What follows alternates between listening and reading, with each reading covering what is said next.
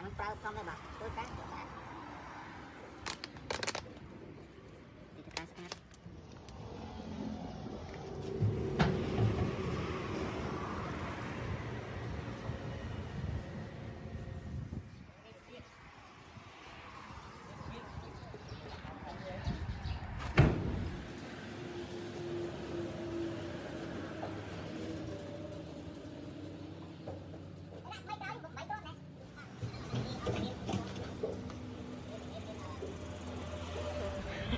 Vậy vậy còn thì